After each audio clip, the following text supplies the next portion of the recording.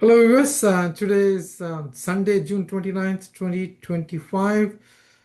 Today, I would like to talk about the big and beautiful bill, as President Trump calls it. This is the budget bill that the US Congress is deliberating and voting on for the past few weeks. And just now, the Senate has today has approved or at least passed the bill on a procedural vote, not the final vote by any means, but nevertheless, the Senate has passed a key test, which is a procedural vote, and they have voted in favor of this bill by 51-49 margin. And there are only two senators, the Republican senators, who voted against the bill. One is Thom Tillis of North Carolina, and the other one is the Rand Paul of Kentucky. But before I go into those two, I just wanted to point out that just last week I spoke about how the so-called moderate senators like Lisa Murkowski and Susan Collins are going to be very critical for this bill, but eventually it turned out that those two senators just went ahead and voted on this procedural vote. And so that means that in all very likelihood, those two senators are going to vote for the final bill in the Senate.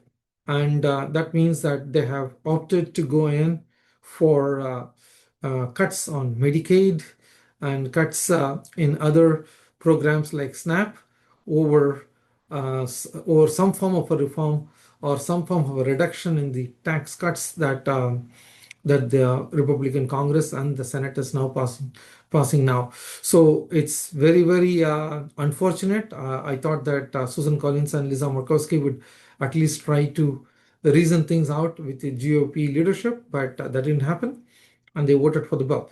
Now let's come to the two senators who did not vote for the bill. One is Thom Tillis of North Carolina. He did not vote for this bill, based on what I understand, that he was reluctant to vote for this bill from day one, and he felt like that he needed to make sure that we get some more revenue, is what I understand. I don't really know exactly the reasoning behind this no vote, but just after voting no, he came out and said that he is not going to run for re-election. So that means there is going to be an open Senate seat in 2026 November. And so in a way, Thom Tillis felt that he was kind of relieved because he's not going to run for re-election. So he can do whatever he wants. He can vote his conscience, and he doesn't have to follow the GOP leadership, and he doesn't have to follow the leader of his party, which is President Trump. So that is Thom Tillis. And then you look at Rand Paul of Kentucky. Rand Paul is a very curious case. He says that he doesn't want to vote for this bill because he thinks that it's not reducing the deficit, and he wants to make further cuts. But I do not understand exactly how much of further cuts he wants. He is fine with the tax cuts. So he is not looking at generating more revenue. What he is looking at is, I want to cut more. I want to basically look at government programs and cut more.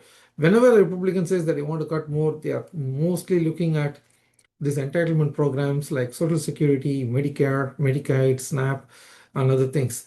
Remember, I want to repeat one more time that the SNAP program is just a supplemental nutrition assistance program. This is being used only by the very, very, very poor and very elderly. These are people who cannot get the adequate nutrition in their meal, and SNAP provides some assistance to get a nutritional meal. That's what this is about. So look at what they are cutting. They are cutting the last source of their assistance in terms of a good meal for people who cannot afford a good meal. That's what they are doing. And remember that there are still a lot of people in the United States. Some people think the United States is very rich, and everybody is rich and there are no poor people. But there are a lot of people, elderly especially, who have basically lost out on all their savings. They do not have any savings income. They do not have a regular income coming in, and they are basically banking on Medicaid, which gives them supplemental Social Security income. And if they had worked enough quarters, they would get Social Security, and then they will get the SNAP. These are the only kind of assistance they get for their livelihood. And these are the people that this bill is affecting in a negative way. So people need to understand this. And this is where I do not understand why Rand Paul says that he wants more cuts, but he doesn't want to look at the revenue side of things. So, as with everything else, we need to look at this budget from both from the revenue side as well as from the spending side. Granted, the federal spending is unsustainable, the deficit every year is unsustainable, and the debt and the servicing of the debt, because of the higher interest rates, the servicing of the debt is also quite high. The amount of money that the country uses to serve the debt. So if you really look at this, it does present a very enormous challenge, but with every challenge, there is also an opportunity. There is an opportunity to look at how we can reduce spending, but that has to be done in a very systemic, analytic way, not as a not as some kind of some kind of dictate or a decree to say that I want to cut X% on this department or X number of resources on this department. That doesn't work. You have to analyze and see exactly where the money is going on each department, how it has been utilized, whether you really need that program. Yes, you can cut some government spending for sure, but that should also include the Defense Department. In fact, one of the things that I liked when Elon Musk said that he's also going to look at Defense Department for spending cuts. I was happy that at least he's going to that Defense Department, which spends close to around 800 to 900 billion dollars a year, and it looks like they are getting another 150 billion dollars more in this bill. So, but that didn't happen. Elon Musk did not go and look at some kind of a cost savings in the Defense Department. So, nevertheless, any spending cuts has to be looked at after thorough analysis and consideration. And similarly, when you're looking at spending cuts, you also look at the revenue generation. You have to look at how you can generate more revenue. It is okay to extend the tax cuts, which the Senate and the House is doing, up to a particular salary limit. You can help the middle class, you can help the poor people in terms of tax cuts or continuing the tax cuts, but you can always have some kind of a ceiling on the existing top slab and say that up to $1 million, this is the top slab, and we are extending these tax cuts up to this slab. And then once your income goes above, let's say 1 million or 2 million, the top slab from the existing one will get increased by another 2-3%.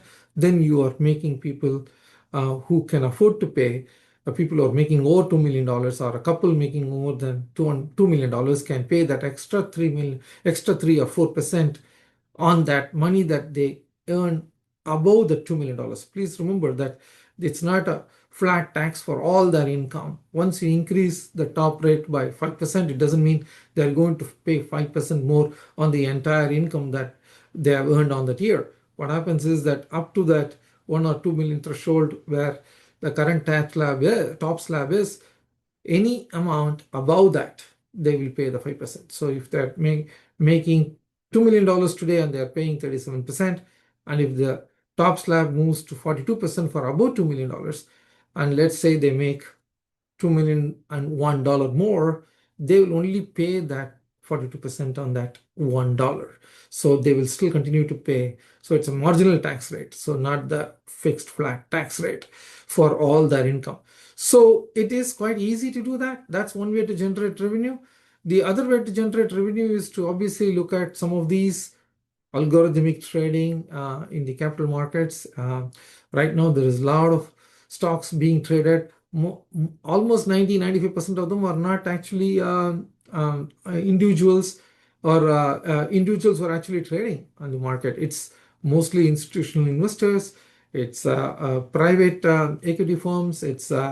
Um, it's hedge fund managers, and they all use this algorithmic trading to actually move the market one way or the other. And they also look at several algorithms to several what if scenarios to basically move the market. They basically decide the market in a strange way. So they trade a hell of a lot of stocks per day. So any kind of a fixed 0.1% or 0.01% stock transaction fees, which generate a lot of revenue for the government. And that way you can get to a point where you can reduce the deficit and then get to a balanced budget scenario over the next 5, 7, 10 years. And then you can pare down the debt. You cannot get down the debt unless you take care of your early budget, and you have to get the early budget to some kind of a parity, and then only you can start looking at reducing the debt. So I did do one episode last year in August about the debt and the deficit and who is responsible. I'm going to add that on this program's description as well. For those who have not seen it, you can watch that, and also who is responsible for it. And I would like to say that both parties are responsible for it, both Democrats and Republicans. The last time when a president had made a serious, concerted effort to reduce the deficit is Bill Clinton in 1992 after his election. He passed the 1993 budget bill, which actually paved the way for further deficit reduction, and then eventually he was able to get the budget to a surplus. And the last 4 years of Clinton presidency, we had a budget surplus, but that was squandered by the subsequent George Bush presidency, saying that he wants to give the money back to the people. He gave the money back to the people, and then you had 9/11, and then you started spending more money, and that's how we started getting into this deficit year over year, and then the debt started exploding as well. So if you look at it from a historical perspective, it was Bill Clinton who looked at it and tried to solve the problem, but the subsequent presidents were either not paying too much attention or not able to do it because of political considerations. Now, where does that all lead us? What does it do right now is that at this point, the entire government is run by a single party rule. The Republicans control the presidency, they control the House and the Senate. And at this point, anything that President Trump asks will be passed by the US Congress. That is the reality right now. That is why I always feel that the divided government is always better. If a president is from a political party, it is always better to have the House and the Senate with the opposing party, so that there is some kind of a control. And that way they are forced to compromise, they are forced to negotiate, they are forced to collaborate. And if you don't have that kind of a scenario, you see exactly what's going on. You see what is being played out is a direct result of a one-party rule in Washington. And that's not a good sign. So let's hope that that in the midterm elections that this changes. Midterm elections in 2026. It's going to be very difficult on the Senate. The Democrats have got a very difficult map to win 4 seats, to have a net gain of 4 seats in the Senate, but they have a very good shot at winning the House of Representatives, which is one arm of the US Congress. So they have a good shot at winning that, but the Senate is going to be very tough. But there is going to be 2 interesting Senate races because of what has happened today, which is Thom from North Carolina has decided not to seek re-election. So that's going to be an open Senate seat, and there is going to be a hell of a lot of interest from both parties on that seat. Take it from me, there is going to be a huge amount of spending on that one seat in North Carolina. The third party groups from both these parties are going to go and flood that market.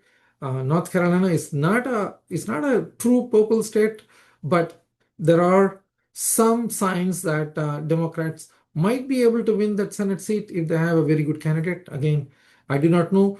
I don't think the Democrats would like to follow the New York City model where they won the New York City mayorship, or they won that primary in New York City by fielding somebody who is on the Bernie Sanders wing of the party.